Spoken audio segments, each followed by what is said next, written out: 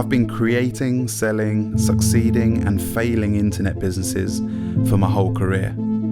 I've spent 10 years being insanely busy, and last year being no exception, working in 20 different countries around the world. But these last 12 months have been quite different. I've been lucky enough to get some space. This year I got to sit still in 25 acres of Sussex woodland, and most importantly have the privilege of having no plan at all, to live in the present and see what happens. So now I'm inviting you to come into the woods, to experience and see what unfolds. So for just the next 30 minutes or so, turn off your phone and give yourself a chance to see something that you might have been missing.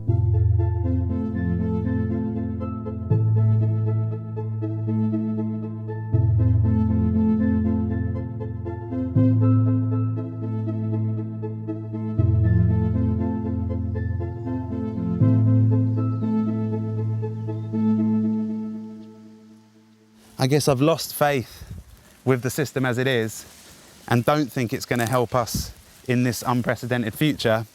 And so I guess coming out here, being in a kind of a retreat in Corcovado for a year is a way to create more space, to think about things from scratch, think about them from the beginning again, and I guess invite people into a conversation to reflect on their own lives and what kind of systems might be able to help us in the future. So I'm here for a year. I'm scared. I'm worried about being lonely because it's just me and I haven't experienced anything like this before, but I'm excited as well.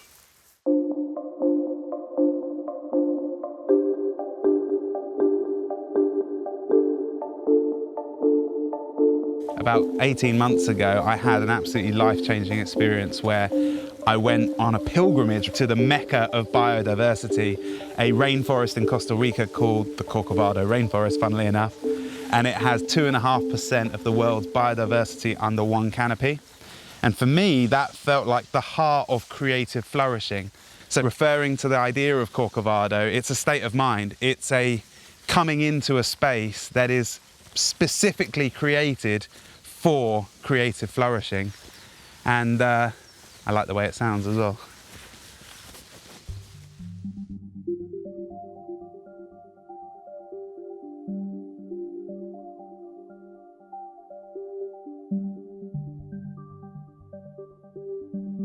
All right, come on in, there's plenty of room. So, welcome to the kitchen. All these books and all the other books I'm going to bring are all from that first 10 years of me doing business and operating in the world.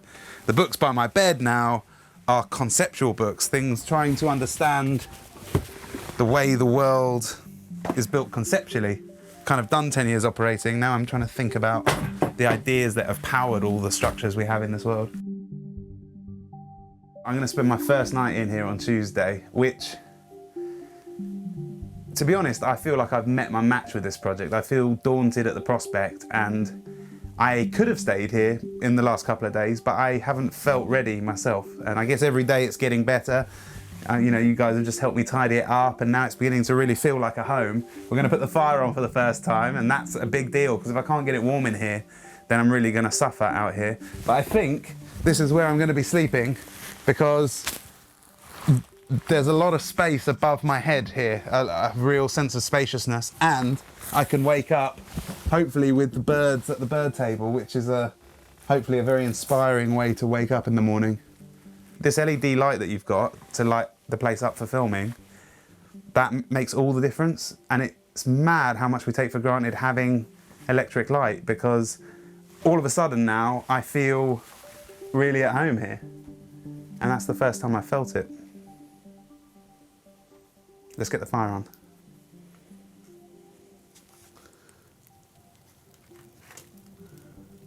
All right, it's coming through all right.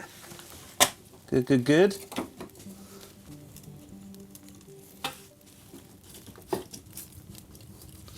Ooh, I think I put this one on here, like that. Oh, that makes a nice sound. Or do you want oxygen coming in the bottom? I don't know. I just don't know. Do you know? I don't know. It's still a light though, something's happening.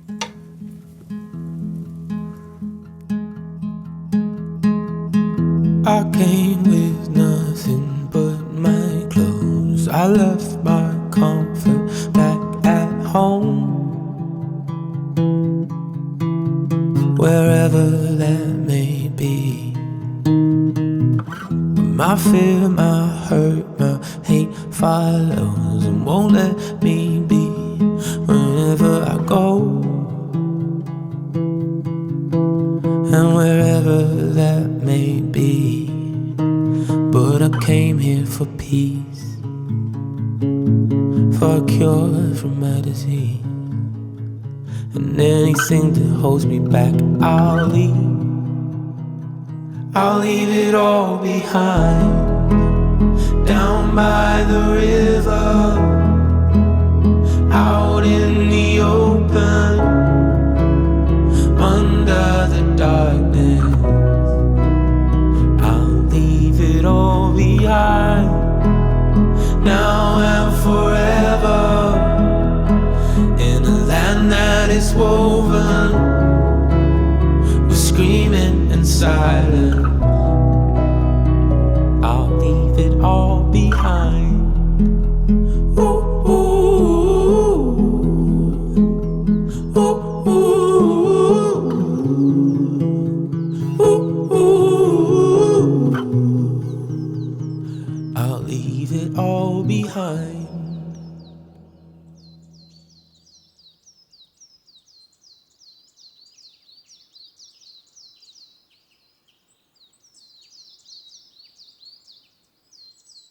One of the things I did not expect about being here in the woods is that it's totally tuned my ears in a way that I couldn't hear things before.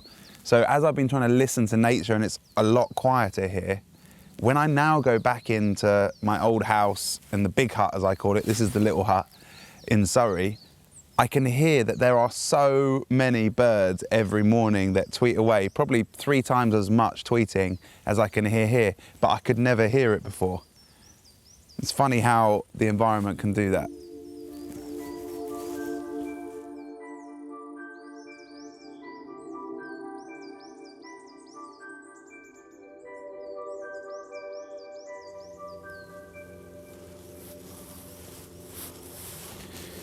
This here are the first green leaves of primrose.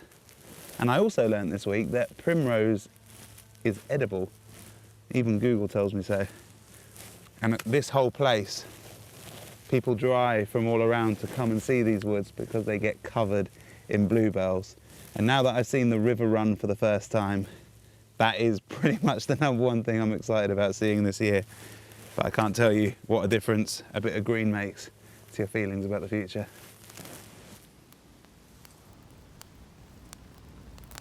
I've spent more hours staring at fire in the last couple of months than in the rest of my life combined.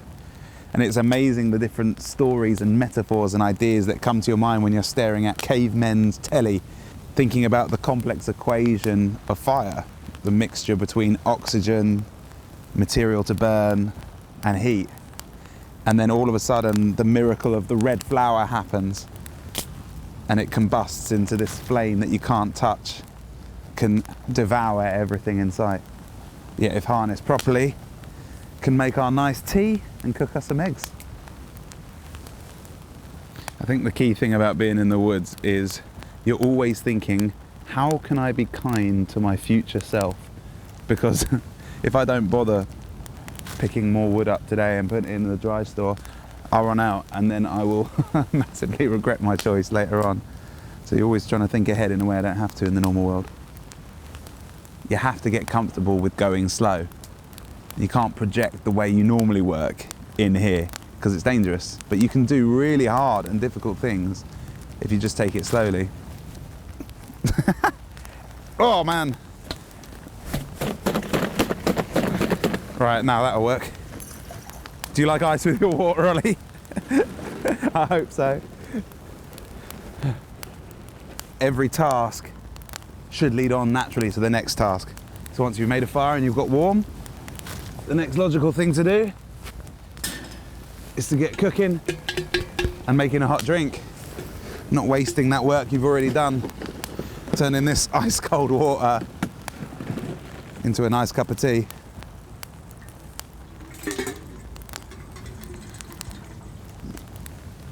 Egg's looking all right, isn't it?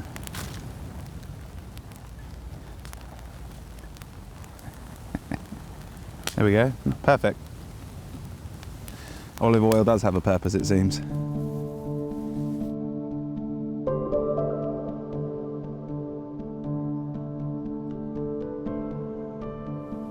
When I started my time here in the woods, I didn't know what it was, whether it was a home for me, a retreat, an experiment for a year, or the beginning of a new lifestyle.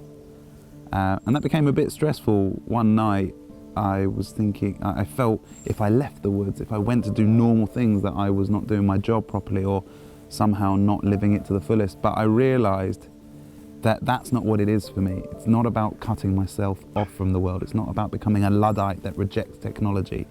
It's about trying to hold in tension, 1 foot in the digital world, 1 foot in the analog, 1 foot in the natural world, 1 foot in the man-made. And actually, what is it in this century, the 21st century, to live with a sense of understanding the presence of the analog and the depth that it presents, the reality of nature, but also all the opportunities that we have to connect across the whole world instantaneously. How do we do that life well?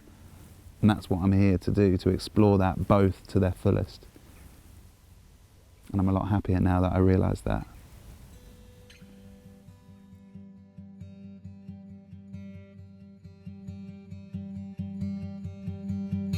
Man-made problems and systems, people just don't agree. I'm worried about wars and religion. I struggle with strength to believe, caught in the thoughts of existence and how it all came to be.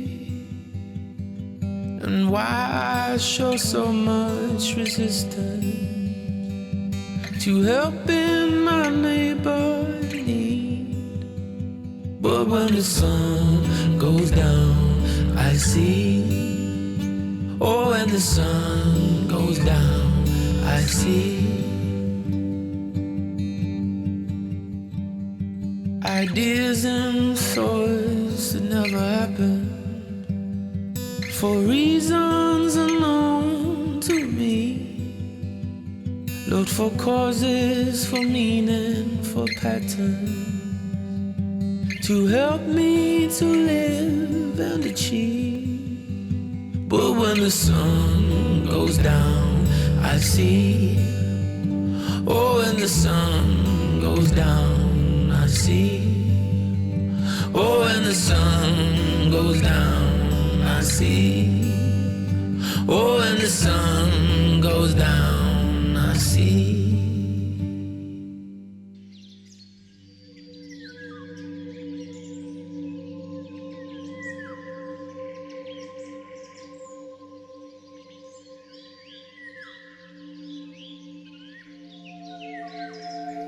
A few weeks ago, I had my first men's retreat here, a bunch of blokes coming to explore themselves and explore nature.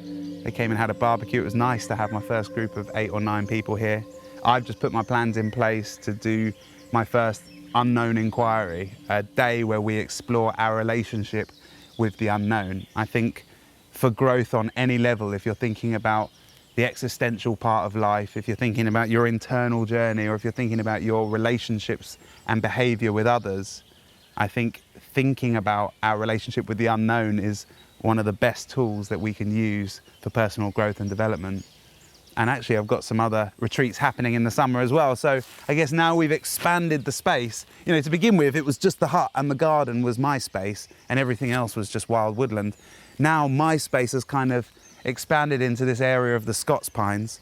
I still keep where the bluebells and the old oak trees are as the sacred ancient woodland, but I guess now it's a larger space, it's more welcoming for small groups. Let's go and see them.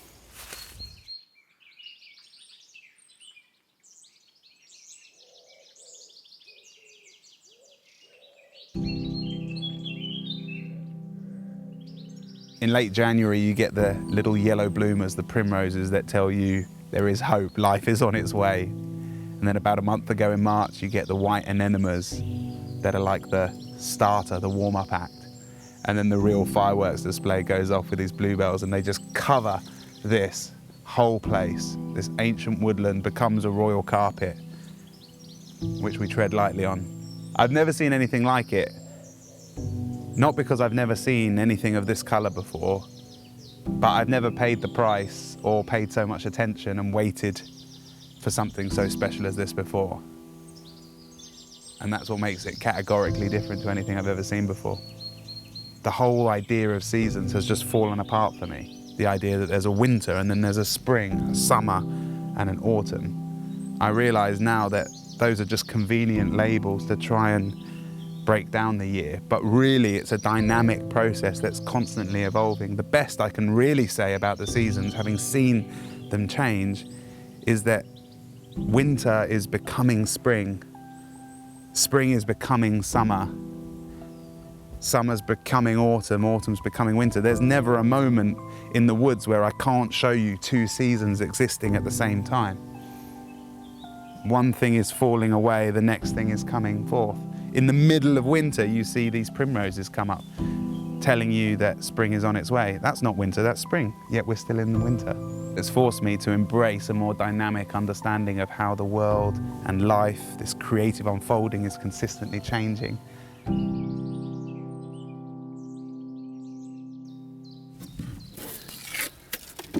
This is an old cargo container I picked up from the wood store for free, and I just need to drill a couple of holes in the bottom for water drainage, and then got the easiest raised bed you could ever think of.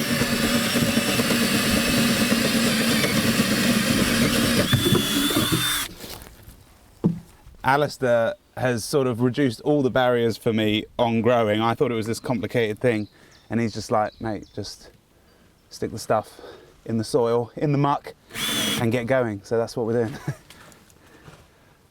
I'm just following his lead. Is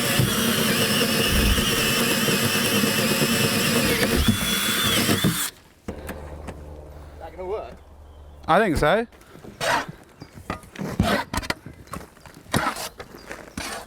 Do I need to wash my hands after this? Well, I wouldn't lick them. Funny looking potatoes, mate. Yeah, they are. They're pretty funky. Yeah. You just scrub them, boil them. Nice. Bit of mint, that's it. Lovely. Don't mess about. And all we're going to need to do for this is a couple of rows. What about if they're soft like that? Does that mean they're done? No. That's because they're growing. Because they're taking right. the energy out of the potato to actually grow, to reproduce. Okay. So that will grow. So soft is fine? Yeah. Okay, great. This whole experience for me is about exposing myself to the real world. The processes that actually make us survive. The growing of nature, how we use the nutrients of nature to sustain ourselves, how we deal with waste, how we stay warm. And I guess by having this here in the entranceway to Corcovado, it means that all my friends and guests that come here to visit and stay also get exposed to that process.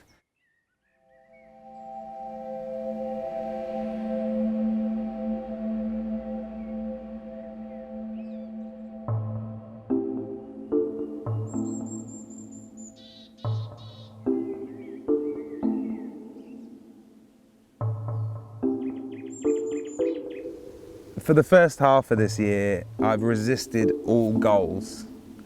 I didn't want to have a drive. I wanted to live slowly and experience things fully. Some of my favourite things have been doing night walks with no torches, just taking each step very, very slowly and engaging, feeling it through my feet rather than trying to look at everything and analyse it through my eyes.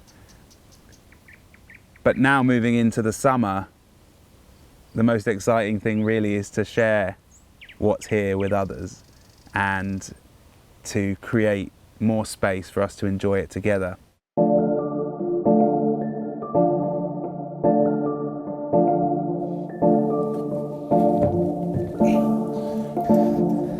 There we go. So this is the stump of the tree that I hand cut a 60-year-old larch growing down the road at a friend's property that was hampering the growth of some of the bigger oak trees around it.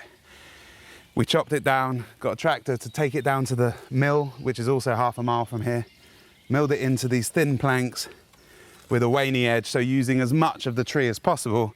I had mixed feelings about it. You realise the cost of building, even something as small as this, as minimalistic as possible. Still, I think we probably will have taken 3 or 4 big 60-year-old trees. And so I've got a reverence for this, I think, that I wouldn't have if I went down to Travis Perkins and bought it all off the shelf.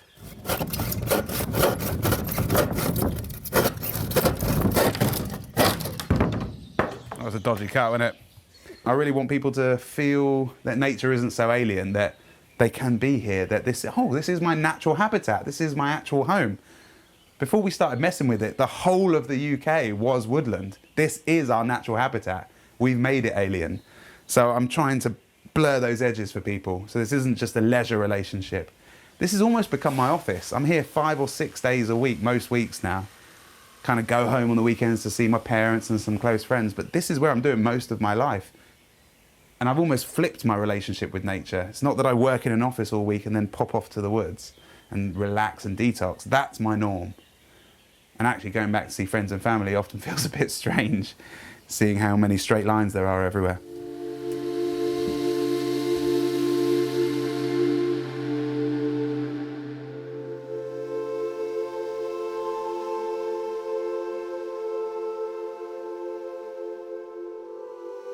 I guess I'm thinking more about how can we create the conditions to allow people to experience freedom, to experience acceptance, especially when they come from different places, different cultures, and different ways of looking at the world.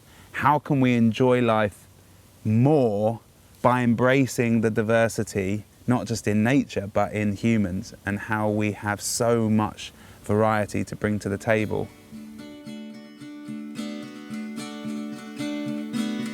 Hands to the sun, hands over, we're done now. We're done now.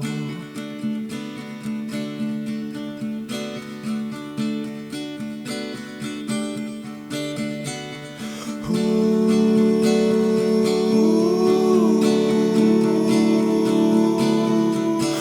quiet down now.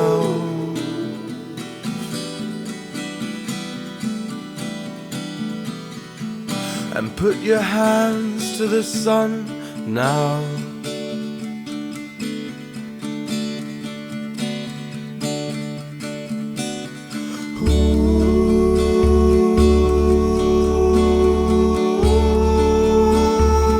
Oh, quiet down now.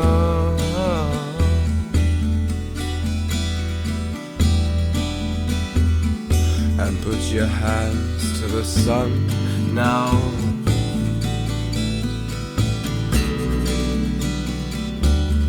We're done now.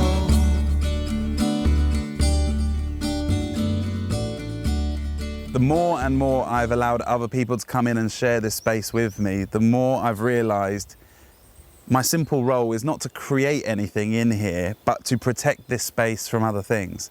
To try and protect it from people having their heads in different places, from systems that aren't sustainable for the future, and from everything that goes with modern life. And this sign pretty much sums up the whole of what we've been doing this year. Slap, dash, imagination, manifestation. And you can see it in this sign. Welcome to Corcovado. When I first got here back to nature and I was sitting and chatting with the landlord who lets me sit in this forest and owns a lot of the surrounding land, I said to him, how will I know whether the land I'm in has ecological health? How will I know if I'm having an impact positively or negatively on the environment around me? And he said, well, it's very difficult to scientifically measure, it's very expensive to do that, but one key indicator of ecological health is when you have butterflies. Butterflies only exist if there's a diversity and health within the ecosystem. And so I think that's probably why it gives me such joy, because there's something light and dancey about them. There's that signifies probably deep in our DNA the sense of health, the sense that maybe things are working around here. Or maybe that's just a way for me to rationalise the fact that I really love butterflies. The beetroot has worked, the perpetual spinach has been going well, the kale got destroyed by caterpillars, but I guess in a way I have to accept that because those caterpillars became the butterflies that I love so much.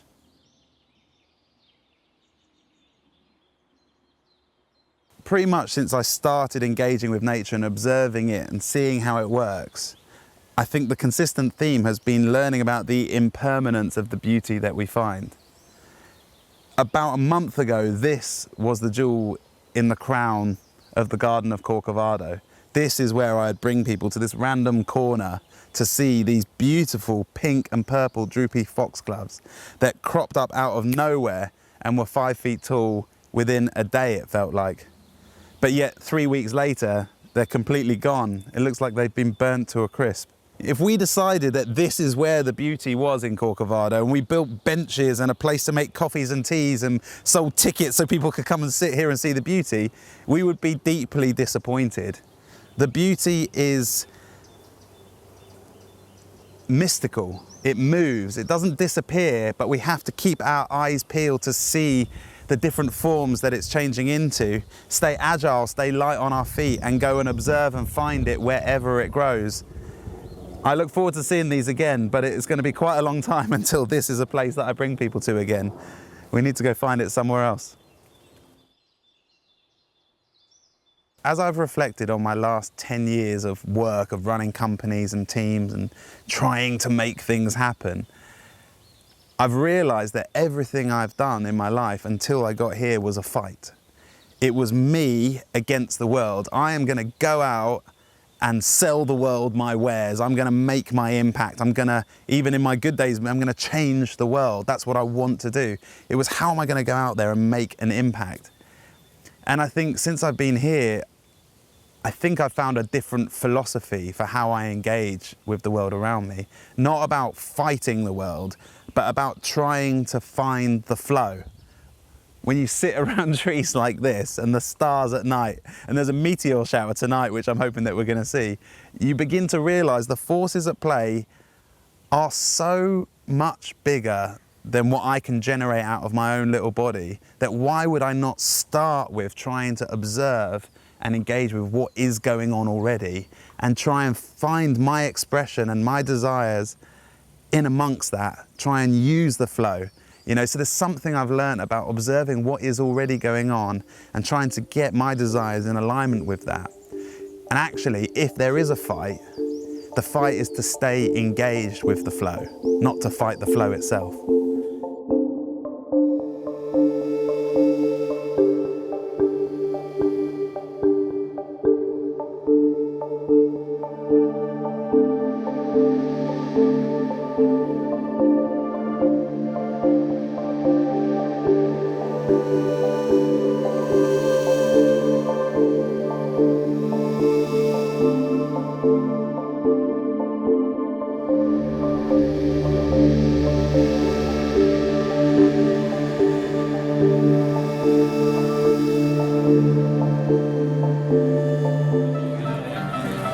It's a little bit busier in here than usual tonight. Right now, two friends who I've known for a long, long time, who I've dreamed of getting together and jamming together on the piano, and that's all I want, is to see the things that should come together because of the spaces we create.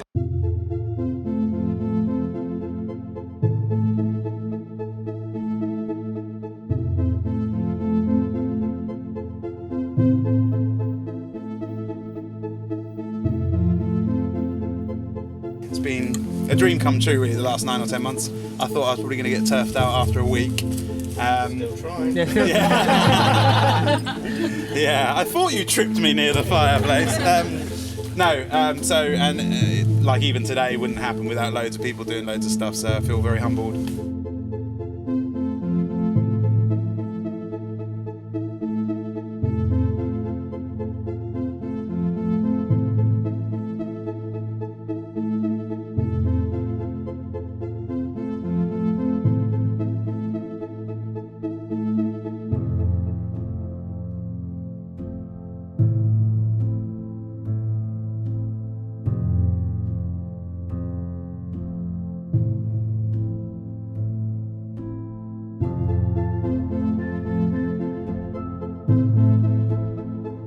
really hard to conclude what this year's about, or wrap it all up in a nice little box. I'm so reluctant to do that because I feel the deep experience transcends the language that I have. It transcends my ability to form a sentence and try and explain it to you. And that's why I tell people, get down to the woods. The words don't do it justice because it's a full sensory experience that goes far beyond this limited bandwidth of language that we have.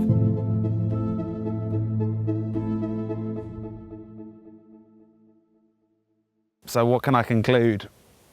That there's something to be gained when you get alone with nature, where you start to dissolve the walls through relationship with what is all around us. That changes you. It changes me, at least. And I don't want to say anything more than that. It's about sitting. It's about sitting quietly. It's about walking on your own. It's about embracing the moonlight, the darkness, learning how to engage. And there's only one way to know more about it, and that is to gain experience yourself.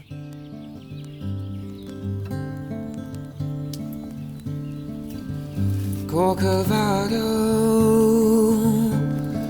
fire in a wood, and you know you should.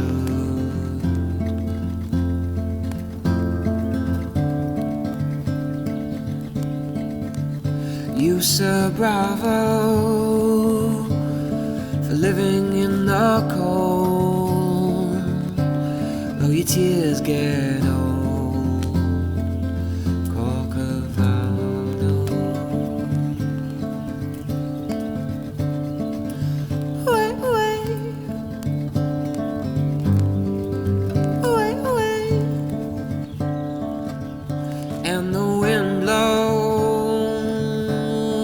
Wrestling with the trees brings a humble man back to his knees. When you're searching for all things new, it's the things you've left that bring some truth.